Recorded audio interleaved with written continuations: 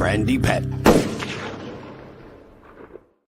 Welcome, everybody. It's me, Brandy P, with the Yes, I Am the Veteran podcast. Happy Thursday to everybody.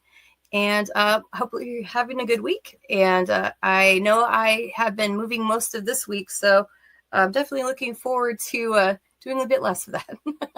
But definitely looking forward to this weekend for an upcoming event as well, which I'll fill you guys in more as well.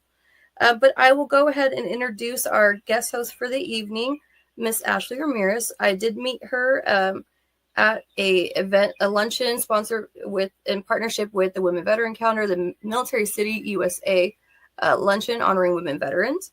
And she was representing the Sons and Daughters of Liberty. So I'll bring to the stage Miss Ashley Ramirez. Hey, sis, how are you doing? Hey, I'm doing great. Thank you so much for having me. Absolutely. So this podcast is a bit special to me because of the fact that, our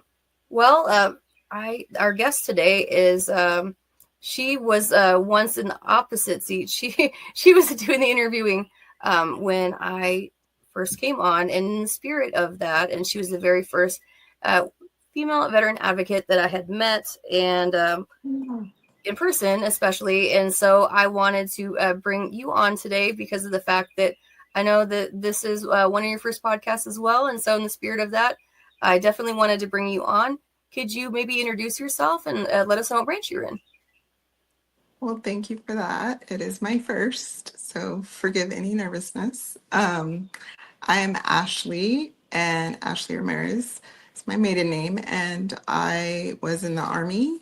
I did my 4 years and I got out. What was your MOS? I was a 68 Tango, so it was animal care specialist, veterinarian technician would be the translation into the civilian world. Okay, cool. Those are like very challenging jobs, so that's pretty awesome. Yeah. And we're definitely happy to have you on tonight. And don't worry, we're all weird here, so no need to be nervous, but I fully understand. I remember being quite nervous myself, especially doing an in-studio interview with such amazing people as well. And you looked amazing at that luncheon, by the way. I'm going to pull up a picture because she can look amazing in hurricane force winds. Like, that is a skill. Thank you. It was a bit overdressed. Girl, you were serving. Look at that. Look at that salute. Like, for me, like the C2 is messed up, so like I do like the gangster Barbie salute. I'm like not the best one, but I mean, to be fair, I feel like the winds were possibly they were very strong. There was a lot of dust. But yeah, that was the Women Veterans Glamping RV that they had, and so we all had to take pictures in front of it. And I'm pretty amazed that we were all able to stand up, considering how strong the winds were that day. Yes. But well, it's always fun when you do advocacy. You never know where it'll take you and the people that you'll meet. And that's extremely true here. And so I met our guest tonight, Charlotte Reavis, 5 years ago. Dang. Yeah, 5 years ago when I was on American Grit, which was my very first podcast. And she was interviewing me along with Dario and Mikey. And I was shaking in my boots because I was like, oh, I hope I don't swear on national television. I mean, little did I know the shenanigans that I get into. But at that point, I was pretty concerned. But I'll bring to the stage Miss Charlotte Reavis. Hey, sis, how are you doing? Hey, guys. How's it going?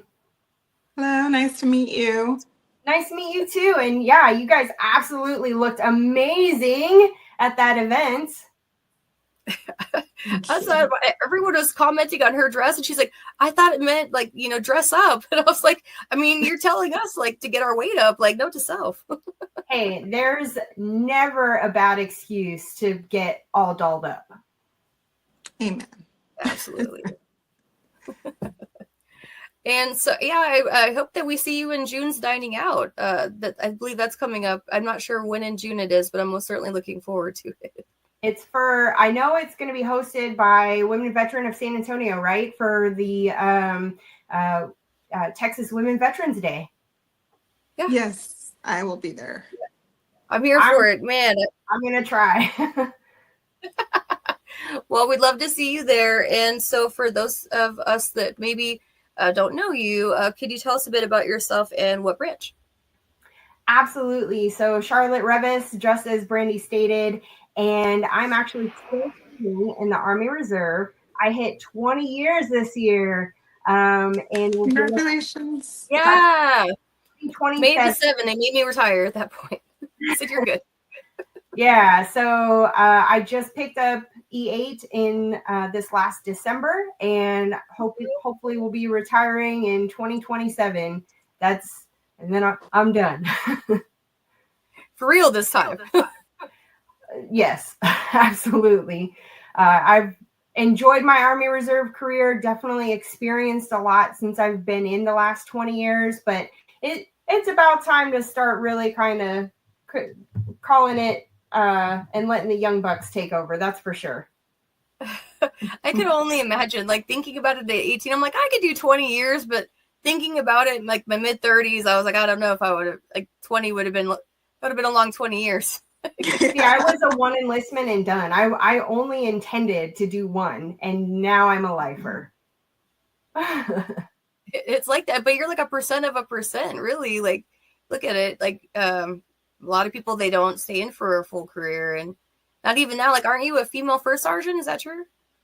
Yes, and so I'm master sergeant. The way it works, sometimes it's a little weird where you can be like an NCOIC and not exactly a first sergeant, but I am scheduled to pick up an actual first sergeant position in a couple of months. Okay, awesome. I'm excited to hear that, sis. And so I wanted to show a quick picture of the last time I saw you in person. It took me so long to find this photo. Wow. I don't even know some of this stuff exists anymore. My hair's the color of my face. I'm like, don't look at the leg, guys. And everyone's like, no one's looking at the leg. Like, it was the first time I had worn my brace with shorts. So I was just like, I don't know if I made the smart decision that day. You can't even see that except you just pointed it out. So, Yeah, You can. of course. And so we're absolutely happy to have you on today. And so today we're going to be talking about infertility as well as loss. And so we're going to give a bit more statistics than we usually would, but I feel it's very important, especially for a podcast like this, because there's so much information and it does impact males as well as females. So don't think, oh, just for chicks. No, it's both sides of the house, and we'll explain more in a bit here. But so some quick facts about infertility rates.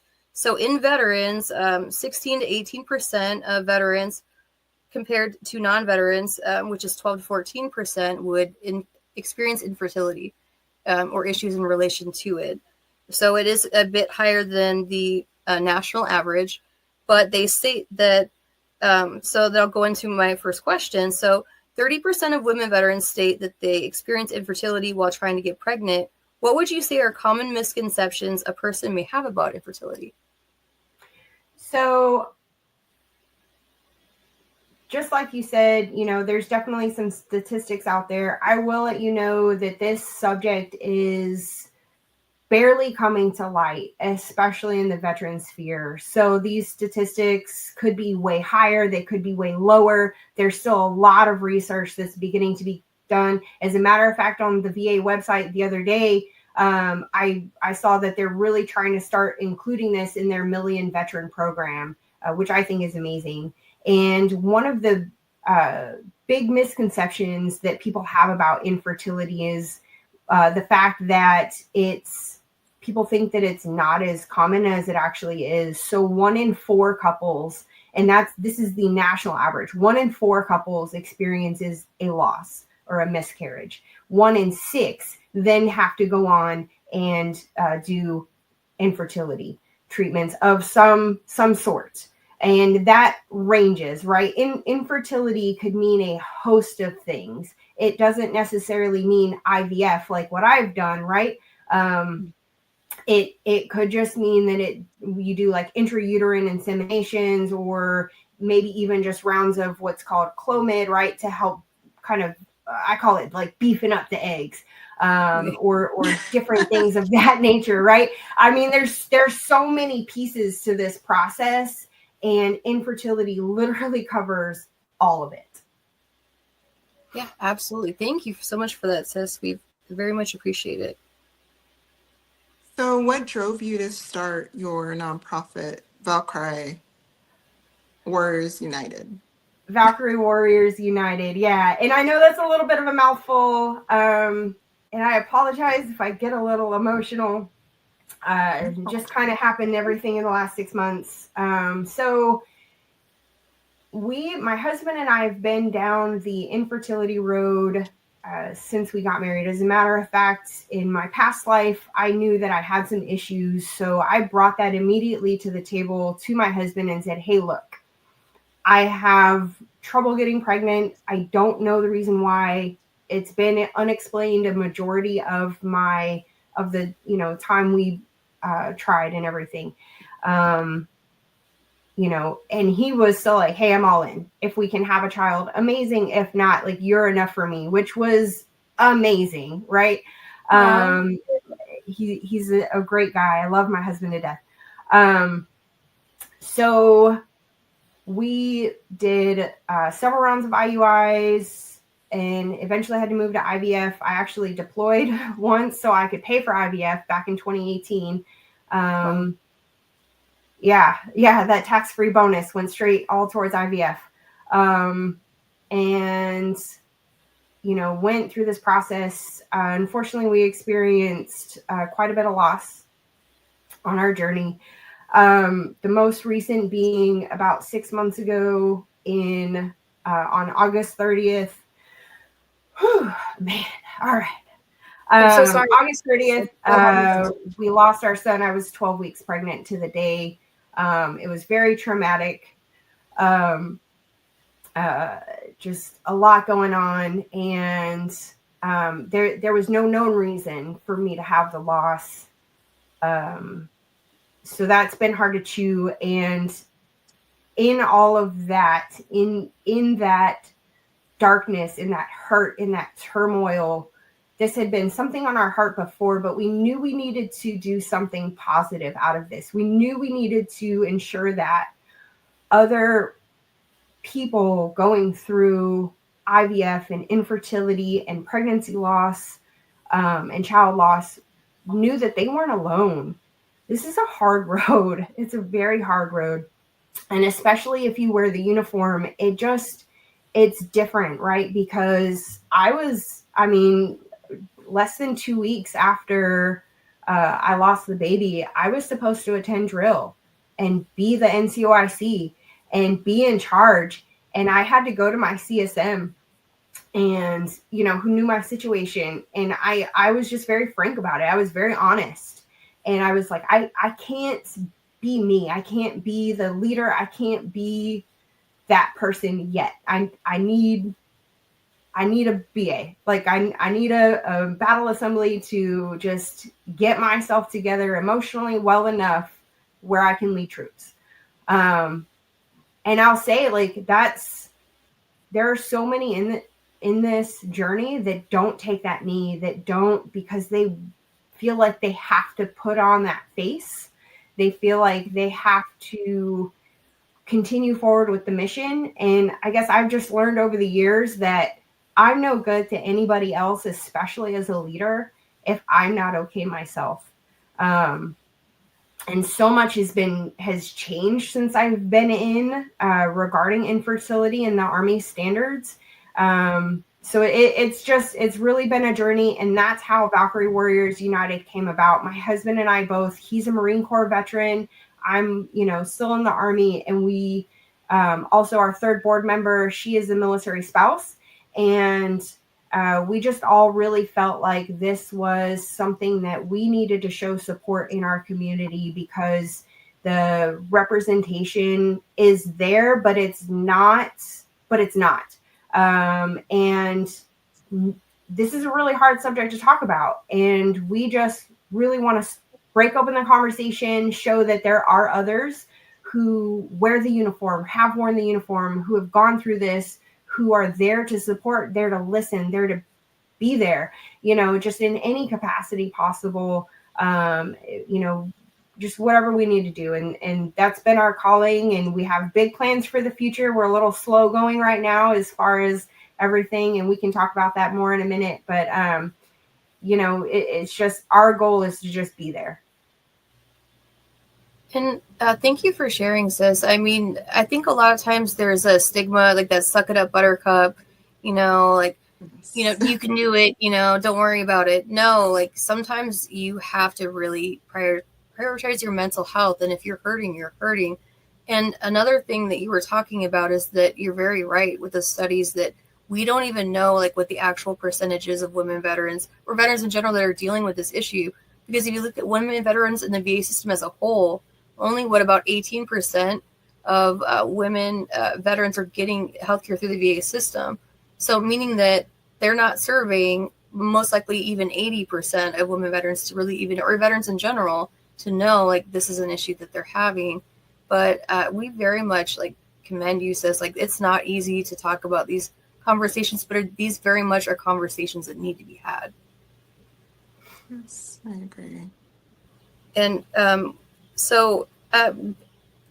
just slightly like on the VA note, would you say is infertility a claimable VA condition? So it is, as long as it's service related and you can prove that it is service related.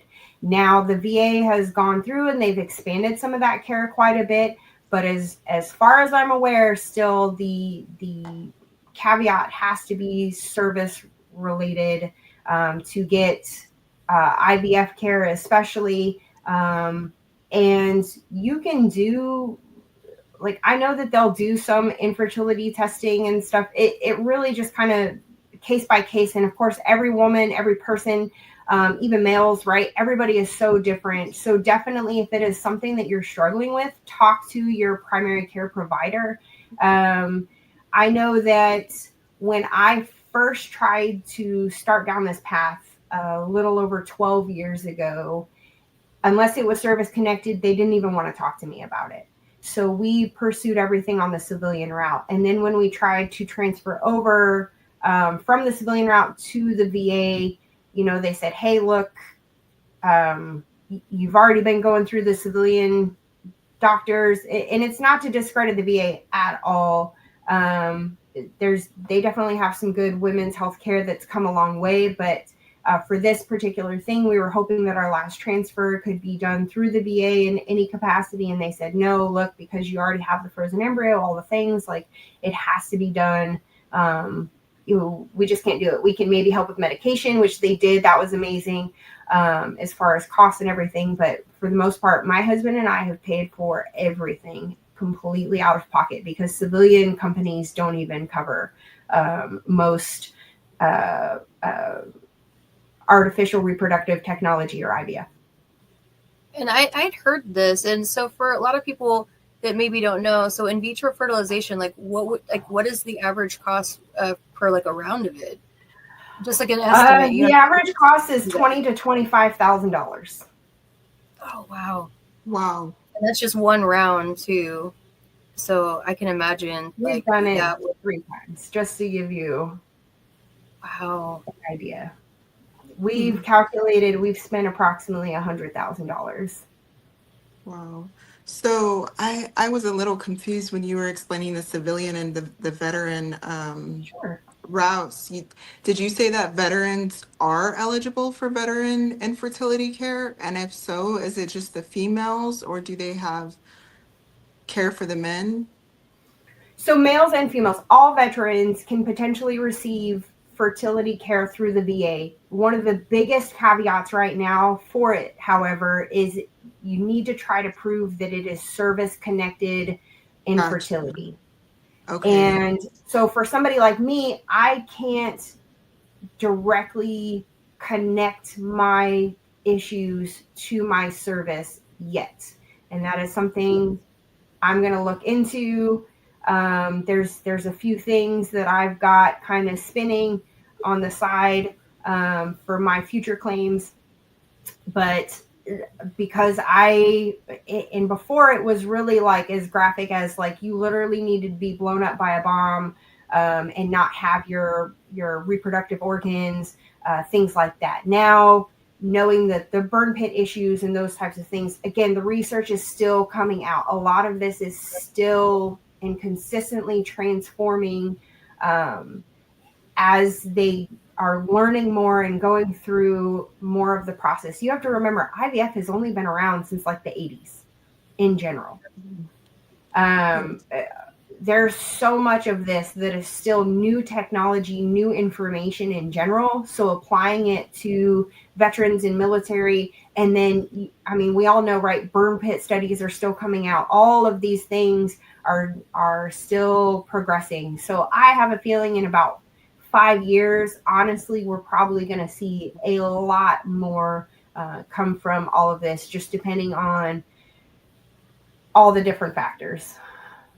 Yep, absolutely. And I think that you're right. And we've come a long way as far as expanding like conditions in relation to different exposures and looking at secondary conditions.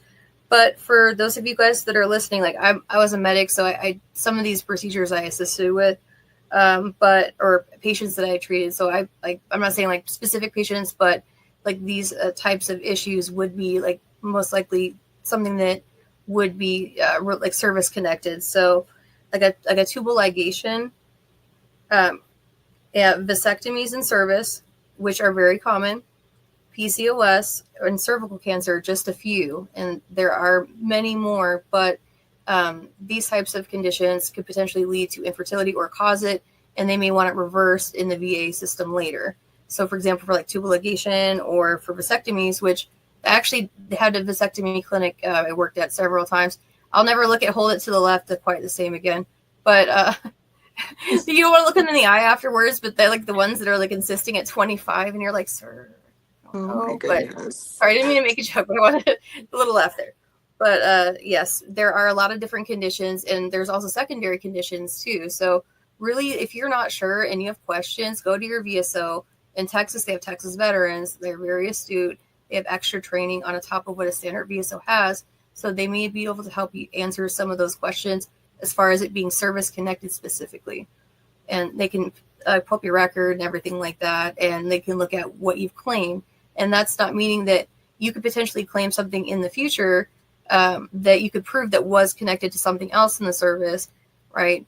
Like a secondary condition or something like that. But that's very much something that, I mean, if you don't know, like ask your local representatives, your VSOs, like, start doing that research. And I think that's amazing that you, Charlotte, are creating such an amazing organization out of your own personal experiences, because that's very hard to do, because especially when it's that close to your heart, it can be very difficult to do that. And for you to create a space where you're able to answer questions that people may have, they maybe don't know, and you have more experience in that specific area, or you are supporting them, or giving them resources or routing them, like kudos to you, sis. Like that, I mean, that takes some serious cojones, and we definitely absolutely appreciate you, sis. Yes. And Ashley, did you have a question? Well, I wanted to know when you said service connected, does it have to be with the VA provider, or can it be a civilian provider that says that this is service connected? Well, so like service connected is like if it happens in service and like is in your military medical record. Oh, like for so example, like say you had cervical cancer or something along those lines, like your abnormal pap would most likely be what you would, show here, and then like any treatments that you had afterwards, and the follow-ups, that would be like your information that you would be submitting. And if say you hadn't ever claimed that before, but it's in your medical records, and again, all you veterans listening, request your medical records right now. Like go on eVetRex on your VA.gov and request your medical record. I promise you, 100% of medical records I've ever reviewed, there are usually 5 to 35 different conditions, and the veteran had no idea. So absolutely, you don't know what's in your record. So if you have questions, you're like, hey, something happened, I had PCOS, I was diagnosed in the military. That is service connection right there, because of the diagnosis. It was in service, because you have to look at your enlistment physical as like the inspection of the goods. Like say if you were taking a vehicle overseas and, they mark like all the little chips and dings on it. Basically, that's what that is. It's basically an evaluation of your entire capacity at that time. So that's like where you start. Anything that happens between that period and when you get out is absolutely service connected, unless like it was off duty and it was like line of duty determination. But in like anytime you're seeing a physician and they're diagnosing and putting things in your medical record, that absolutely could be used for service connection. And you can always file for new claims while you're having your previous claims like looked at for an increase or something along those lines. So don't think because, oh, well, I'm filing for an increase, I can't. No, you can have them simultaneously. And I can't tell you how many veterans that I've spoken with and told that this is definitely something that you can look into. I'll tell you something else. Did you guys know that women can file for the SMCK award for female sexual arousal disorder? Yes, That's I an extra just found that out. $125 a month, and that's very common as a secondary condition for post-traumatic stress. So it's just like things like that are connected, and you wouldn't realize that. But males can get it for ED, like lightning. But most women veterans don't know that that is an additional monetary allowance that's on top of whatever the VA gives you each month. And each different award merits a different amount. But some are in the hundreds, some are significantly more. Just really depends on what it is in its severity. But it's just something that is food for thought. Yeah, and it's a major side effect of MST as well. So I just found that out. Yep, absolutely it is. And there's so many different things, right? I'm because of being on hormones for so many years and everything, I'm having like some endocrine type issues and some other stuff. And so there's just so much that can get packed in, and you could do 6 whole podcasts on just like the VA process and how to submit in your medical records and everything else. I mean, it's such an intensive process. Yep. So definitely, if you've got questions about it, talk to a veteran service organization, VSO, talk to your primary care provider at the VA. If you're already getting VA care, mention it to them. Hey, I'm wife and I are trying to get pregnant. Husband and I are trying to get pregnant. We're having some difficulty. Am I eligible to go ahead and start treatment or get testing done, hormone testing, anything like that? Talk to your provider. They will walk you through it. They will let you know what you can and cannot do through them. And then, there's a ton of resources on the outside for fertility care as well. Just so many different ways and resources on how you can get this process started. Absolutely. And we absolutely just appreciate you coming on and giving us so much information, because it's very important. And especially women veterans, we are the absolute worst at filing our own claims. We'll tell everyone and their neighbor to do it, but we are terrible at doing it for ourselves. So this is that year, ladies. Like we need to started any claims yet. Girl, I know, but I'm working on it. So this is as I'm hit 20 years this year, and I'm building. Just like you said, I went into my VA record and I looked at the actual diagnosis list that they have for me, and I was surprised at a couple of the things that were listed in there that I didn't realize in a conversation or two that I had with my primary care physician that they listed as a diagnosis. So it's absolutely something that you should get checked out and know your medical records. If there's something in your military medical records that are not in your VA medical records, you can take that to your PCM. You can take that to a veteran service organization. There's so many different ways and routes to do this, to get all of your information in so you can have claims and whatever you need to do. And I'm learning all of this process as well. I've got a family of veterans.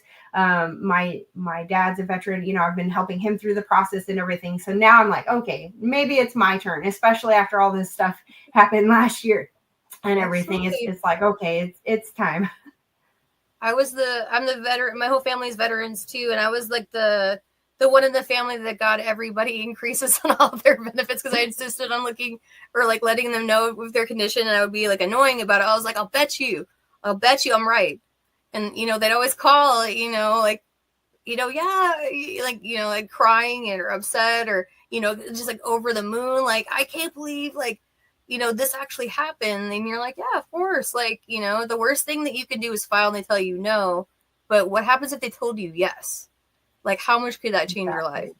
And sometimes it's just taking that chance. And then even if they're telling like it took me 10 years to get my rating the correct rating it was supposed to be, because of the fact that the first VA examiner I ever had, he was mad he missed his lunch. And once I took off my pants to because it was for all my leg issues that I have, basically he's like, oh, I'm going to be here all day. And I was like, I know. But at the end of the day, I was like, that's not what this is about. It's supposed to be helping people. But because of that, he pencil whipped a lot of things, and it took a decade, but I'm very glad that I did it. But it took a lot to get me to do it. And I wish that I would not have waited nearly as long as I had. But I can tell you right now, I've never touched a medical record that there wasn't something in there that they didn't know that they were eligible to claim. And I sometimes I'll, because people will tell me there's no way, it'll never happen, and I'm like, well, bet me. The worst thing would be is wrong. If you're right, you're not gonna be mad. At the end of the day, everyone wins if it's correct, because at the end of the day, the VA is funded based off of everyone, all the veterans being 100%. So it's not like you're taking away from another veteran's benefits by doing this. But let's get and I'm getting a bit off track. I do apologize. So, Ashley, did you want to go ahead and ask the next question? I apologize. Yeah, I wanted to ask if I don't think I know exactly where you're based at. Is your nonprofit locally based, or are the services going to be available to people that are not local? Yeah, so Valkyrie Warriors United, like I said, we're very fresh. We are officially established as a Texas nonprofit. I've got to do the national 501c3 nonprofit registration with the IRS. But that's also why I'm not taking donations or anything. And one of the biggest services that we are providing really is one-on-one peer support. So that is where I've been connecting with spouses, veterans, and other, military service members across the spectrum that just need that outreach, just need that support. And that's one of the biggest services we provide. And no, we are not just, even though we're based in Texas, we are national. I will, if somebody has questions, needs resources, or wants that one-on-one or even a peer support group, we can absolutely establish those. We tried peer support groups around the area. They didn't really take off, but I've noticed the one-on-one conversations have been a lot more. The one-on-one conversations have worked a lot better for people, because then they can really open up about their personal situations. They don't feel embarrassed or anything like that, because these are very personal situations that people experience. And I want everybody to feel comfortable coming to me or my husband, or like I said, our third board member. We're all available at any time. We keep the messages going on our social media. All the things. So national level support, absolutely. And we're finding that one-on-one peer support, and peer support means, right? That means I'm a peer. I'm not a mental health person. I'm not a clinician of any sort, right? But I've been through some ish over my infertility and IVF journey. And that does include, thankfully, pregnancy after loss. So we do have a 2.5-year-old girl, and she's our whole world. So we are very thankful that we did. Out of the 4 rounds of IVF and 5 babies, we do have one of those babies living on Earth. So that brings us a lot of joy, and it does help. But I remember being pregnant after 3 babies lost. I know that if for whatever reason, we're done with our IVF journey, but if for whatever reason I was to magically get pregnant, I would be insanely scared, just like I was the last time. So we want to be there for people. We want to show, males and females, that you are absolutely not alone. Veterans and veteran spouses, right? Because the uniform affects both sides. And, you know, spouses who are dealing with pregnancy after loss with their spouse deployed or anything like that. I mean, that's double scary, right? So we want to make sure that they know that we're there for them as well. It does not matter. It doesn't even matter. So one of the spouses that I spoke with, her husband was in the service well over a decade ago, and they had a loss simultaneous to us. They're in the area. Somebody linked us together, and it was still like, it's also therapeutic for me to speak and share and know that there are others who have experienced what I've experienced, and vice versa, right? She also said the same thing. Like, it's good to know that there are people who understand the darkest parts of our stories. Yeah. And I think you hit the nail on the head when you said, know that they're not alone. Because when Brandy asked, like, what does advocacy mean to me? I was like, you know, it means that someone is speaking up, and it can give you the strength, because there's certain things that people won't say or won't reach out to a doctor for, that maybe someone who's actually gone through it, they would be more willing to reach out. So thank you.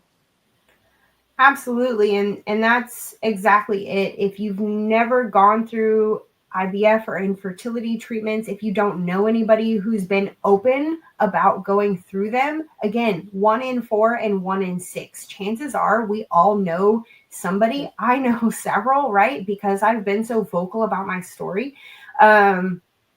We all know somebody who has struggled or experienced a loss. They have never said a word, and they suffer in silence.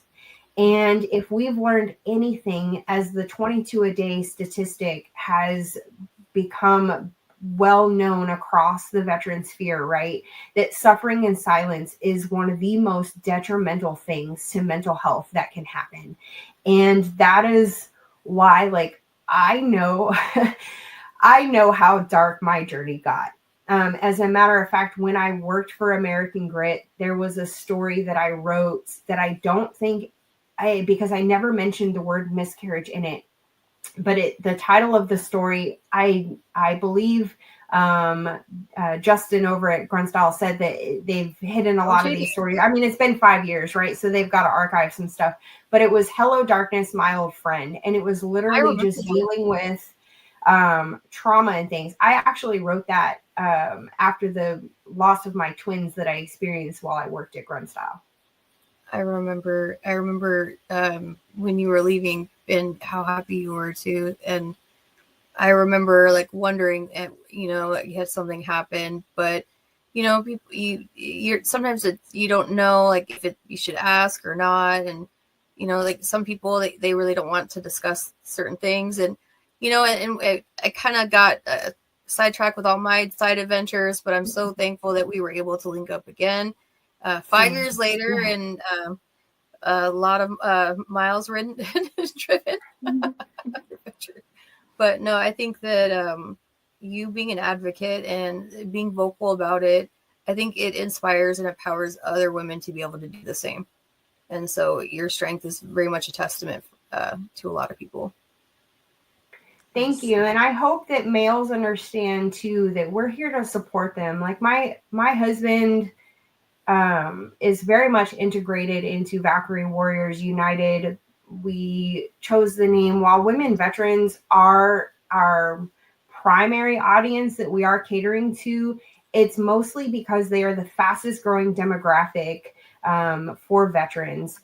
They you know, we've grown in the past 30 years, gone from like, I want to say like 9% of the veteran population. I'd have to go back to my numbers, to just over 25% and steadily growing. Right. And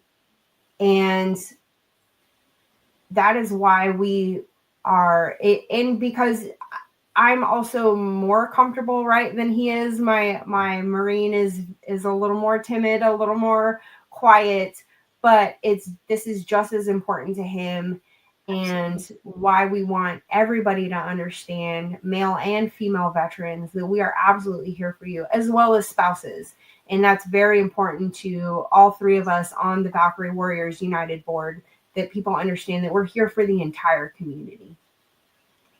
And I think it's so needed, and we truly appreciate like your resilience for coming on and just talking about it so openly. And I hope that helps others be able to broach that same conversation with maybe just one person, like maybe it's their doctor, or maybe it's to a representative or something along those lines.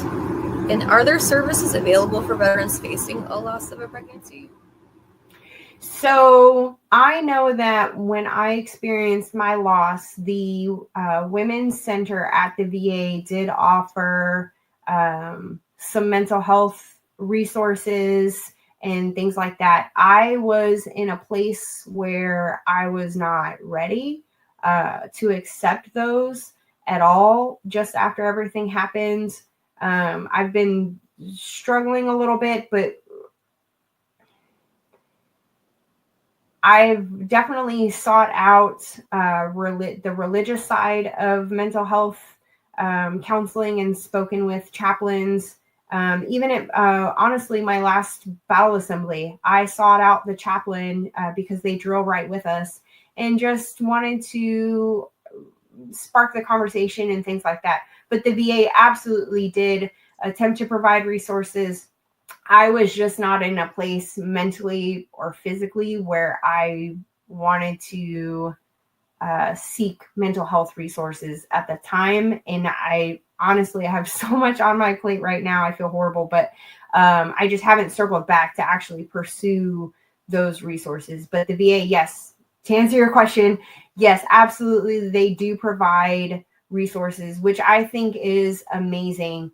Now I will say, and I hate to get a little somber on an already somber topic, but when it came to the burial services and the services that we needed for our son, we did have to seek those privately.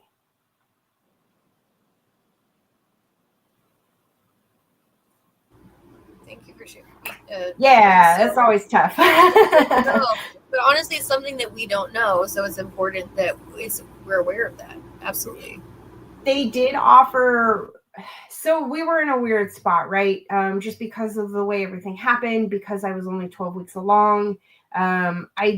I do remember they did offer an outside to the VA resource that we could have sought to attempt to get some of the stuff taken care of. But when we spoke with our local funeral home, everything was just managed a bit more locally, and we just felt more comfortable going that route instead.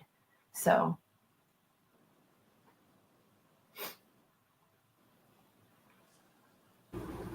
thank you, sis. We appreciate you.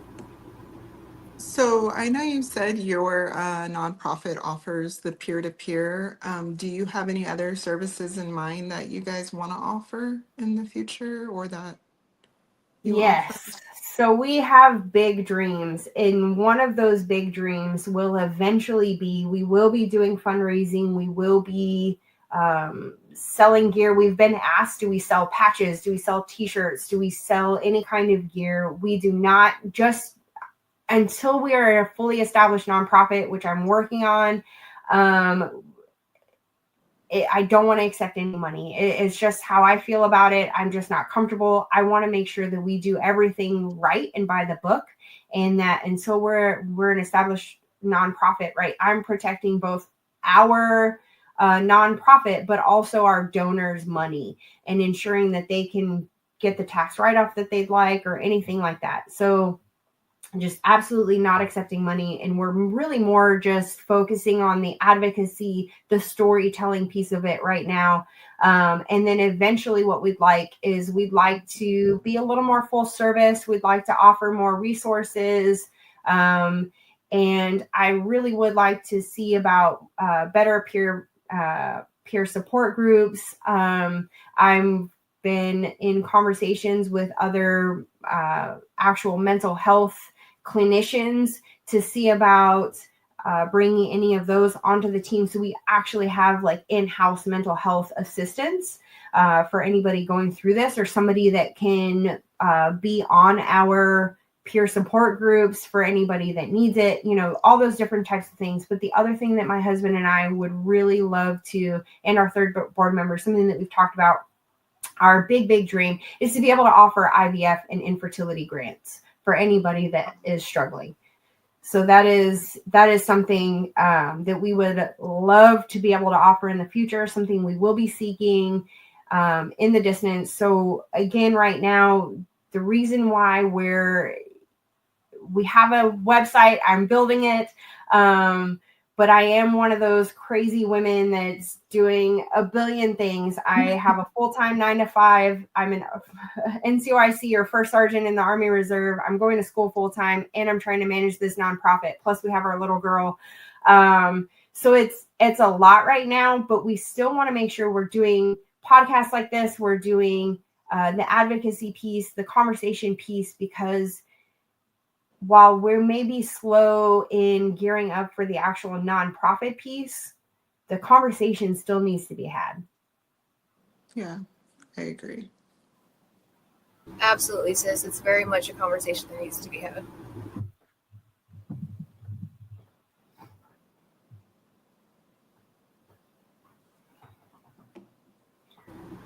Oh, man. I don't know about you guys, but this is kind of heavy. Yes. Yeah, our podcast is a little bit of everything. Sometimes it's the funny stuff, sometimes it's the heavy stuff, sometimes it's the interesting or inspiring stuff, and sometimes it's just a little bit of everything. So, I mean, we always appreciate it. Forgive my fan. I can't actually get up because I'm scared I'm going to eat it while we're recording right now. But please forgive this right now. I don't know what's happening. But what services do you feel are most needed but rarely available or unknown by the average veteran? So definitely I'm going to rephrase that. So definitely the full spectrum. Edit that out, please.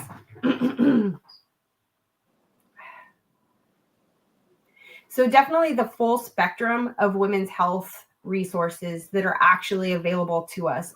I did not realize that some of the acupuncture that I paid for out of pocket, I probably could have gone through the VA women's health resources for.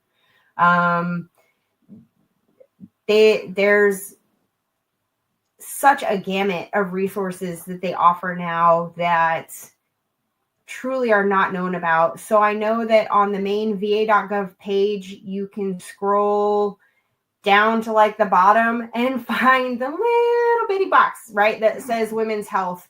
And even on the South Texas Veterans Affairs page, I believe they have it a little higher on the page, thankfully.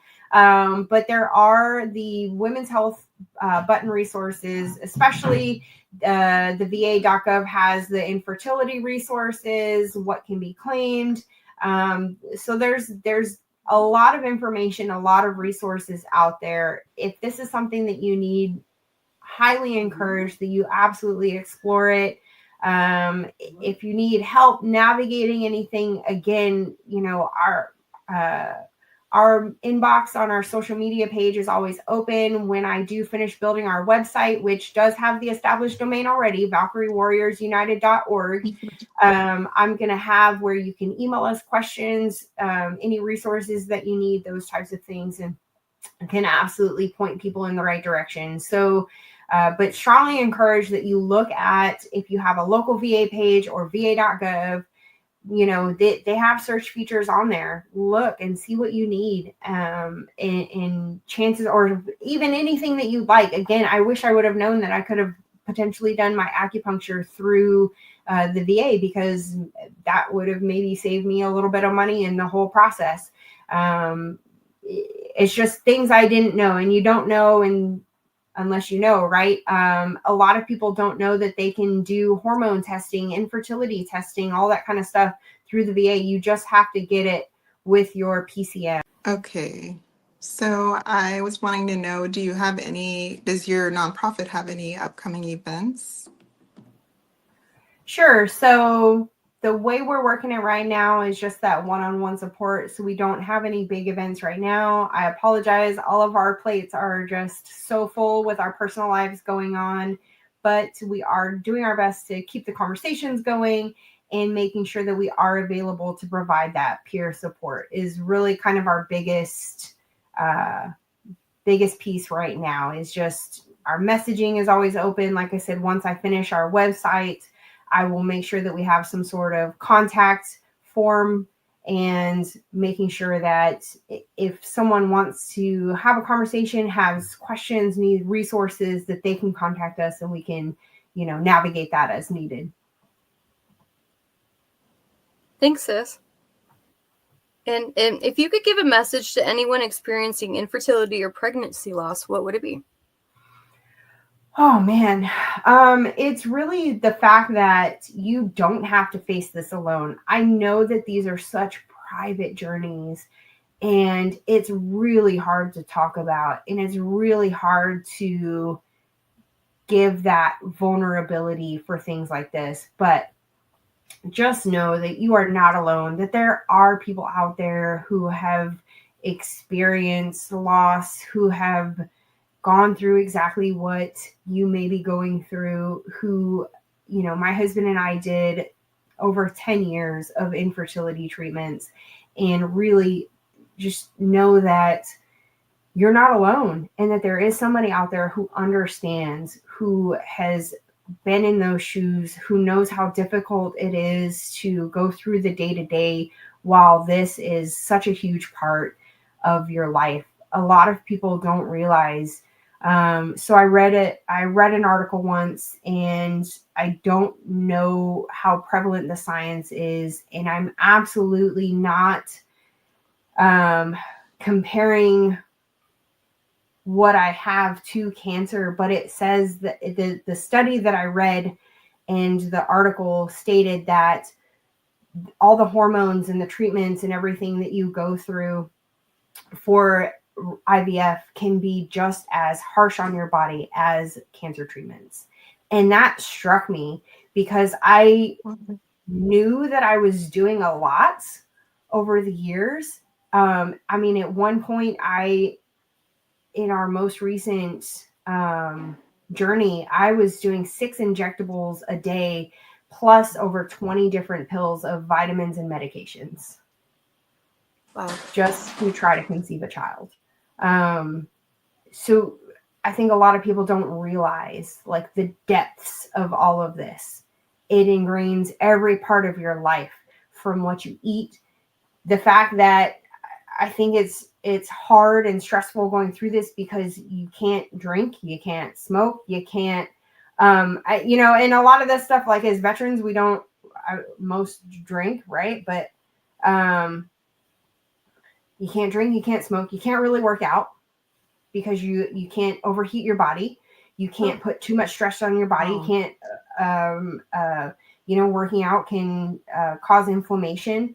And like you have to keep your body as neutral as possible. You have to limit and take away all caffeine because caffeine is actually a cause of miscarriage.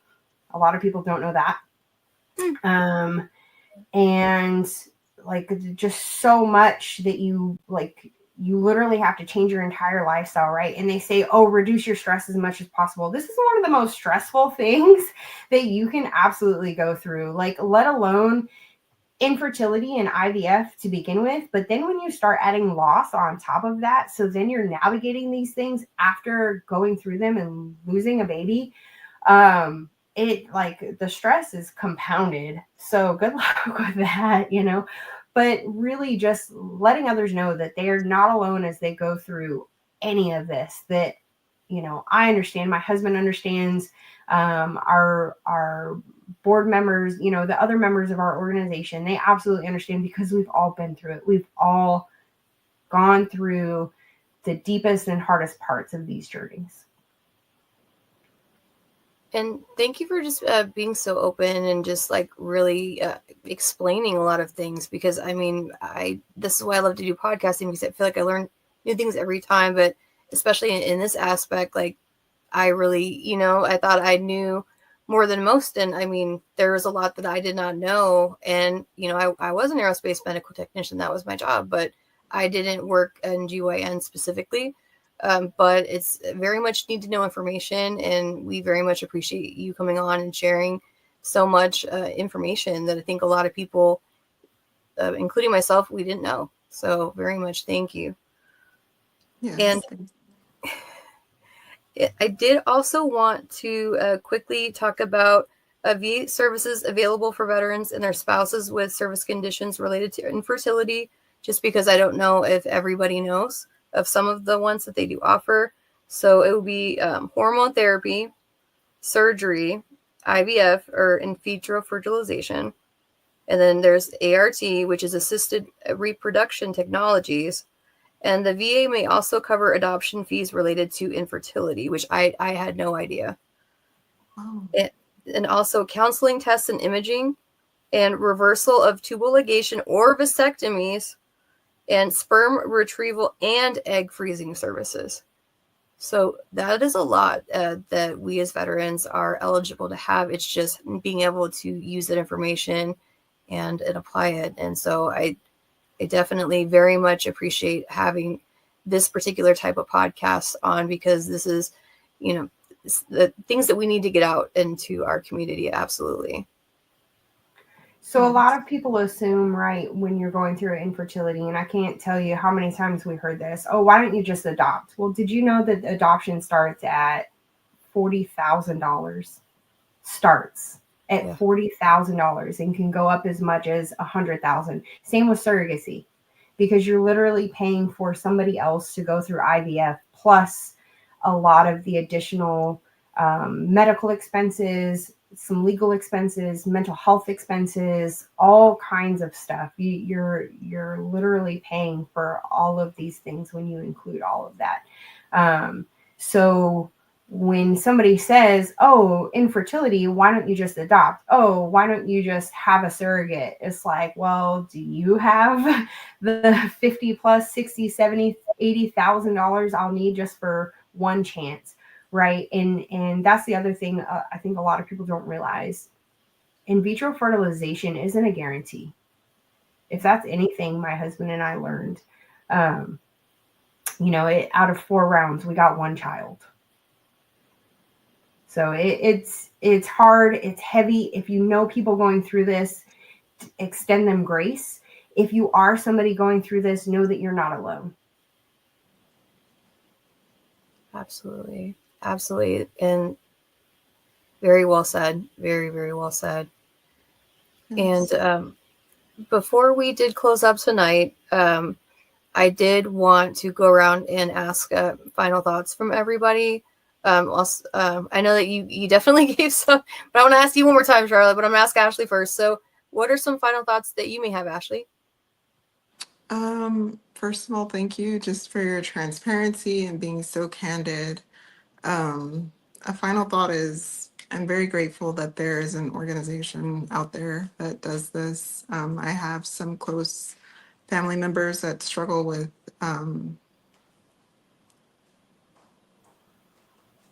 in vitro for I don't know exactly the medical term for it. IVF.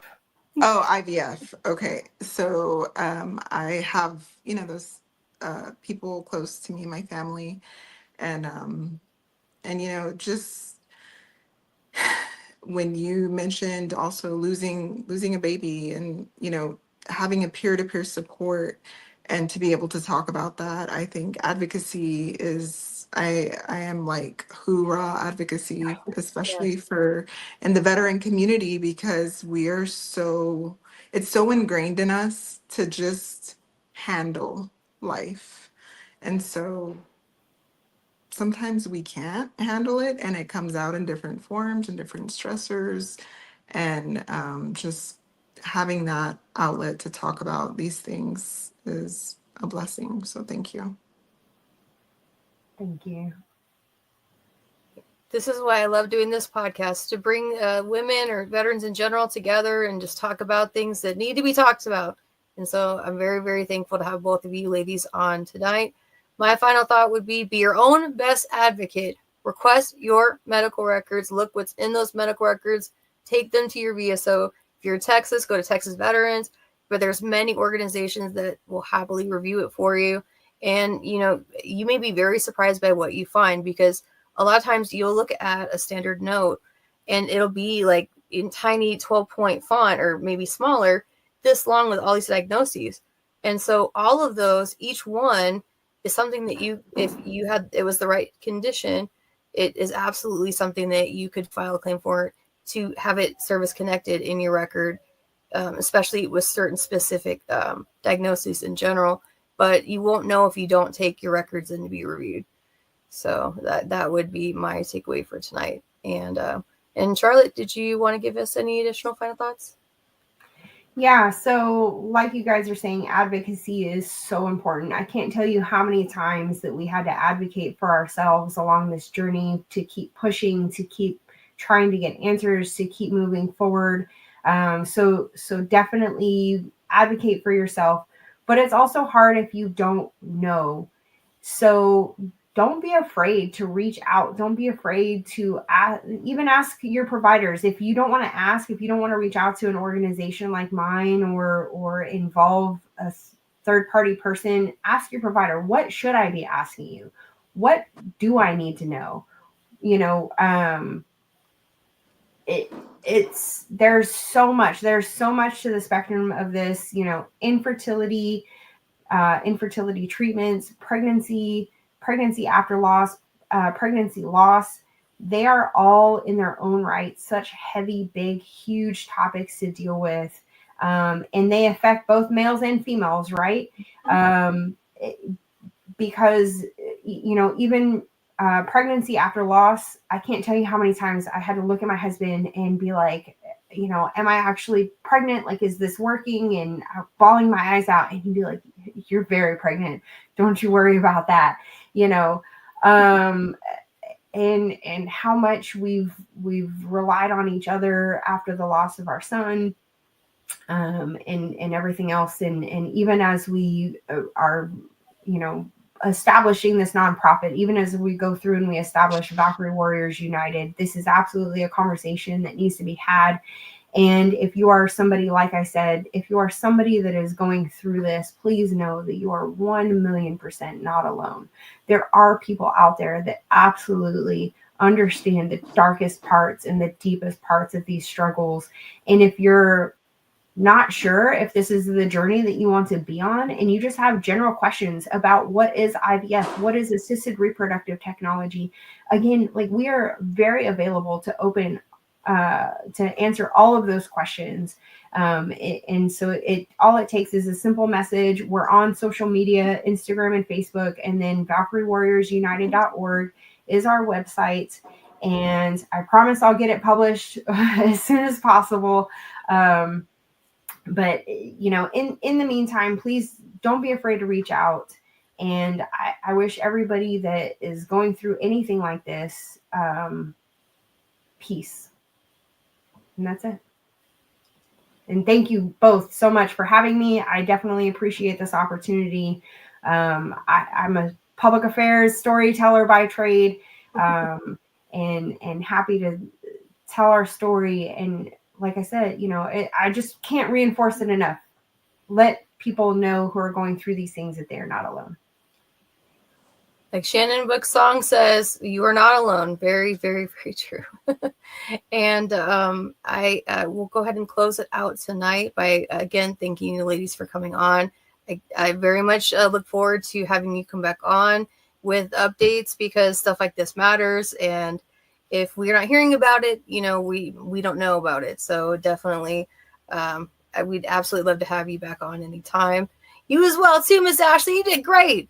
Like, here was I on the struggle bus, and here you were like, like, I'm good. Like, we appreciate you, sis. Thank you. It's my first time, but I really appreciate, you inviting me and just doing something like this, and where it's a platform for other veterans. It shows a piece of your heart. So thank you. Well, I do the best I can with what I have left. It may not always be as I intend, but I do my best. That's all I can say. But that's the point of like why we wanted, like when it was offered to do a podcast, I was like, I want to do something specifically like this. And we named it Yes, I'm the Veteran, just because of the common misconception that women don't serve. And I got pulled out of a car one time because they told me that my husband needed to, my husband wasn't in the car and I wasn't disabled and they needed the spot. And I was like, well, first of all, yes, I am the veteran. And two, you're going to learn today. Pulled up my pant leg and I showed her the zombie leg and her eyes got about this big. And I was like, don't ever assume, please. But kindness matters now more than ever. And that was something taught to me by the amazing original Rosie the Riveter, May Cryer, who is now 99. Oh my gosh, I can't believe she's 99. Imagine being so famous your birthday's on a national holiday. That happened. National Rosie the Riveter Day is her birthday, which I think is awesome. And that was not intentional. It just happened that way. But I'll go ahead and close it out tonight, ladies. Thank you so much again. And remember, guys, be kind to each other. Have a good night. Thank you. Good night. Good night.